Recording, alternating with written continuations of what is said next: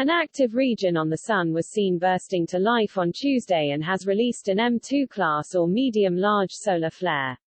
The sudden burst of energy was recorded at about 5:01 p.m. Greenwich Mean Time on the Sun's northeastern side. A sequence of images snapped by NASA's Solar Dynamics Observatory shows an intense burst of light erupt from the Sun's surface. The announcement was corroborated by the U.S. Space Weather Prediction Center (SWPC), which warned of minor radio blackout impacts and occasional loss of radio contact on the Earth's sunlit side today.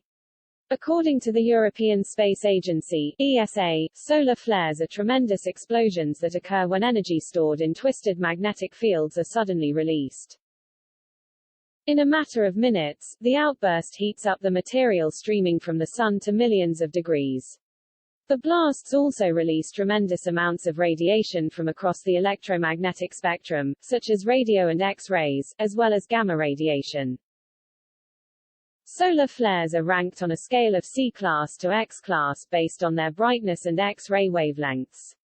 The weakest, C-class flares, typically go unnoticed by most as they tend not to disrupt tech on Earth. X-class flares are much more concerning as they have the potential to knock out radio communications and trigger radiation storms in the upper reaches of the atmosphere. One such flare erupted from the Sun last month and was followed by a significant coronal mass ejection (CME), a large stream of plasma and magnetic field from the Sun's atmosphere. Today's storm was an M2 class, meaning it was medium-sized but still big enough to disrupt communications over parts of the planet. Medium-sized flares are sometimes followed by minor radiation storms and CMEs. According to the website spaceweather.com, the flare appears to have knocked out some radio communications over the Americas. The website said, an active region located just behind the Sun's northeastern limb unleashed a strong M2 class solar flare today, November 9, at 5:01 p.m. UT. X-rays from the flare caused a minor shortwave radio blackout over the Americas.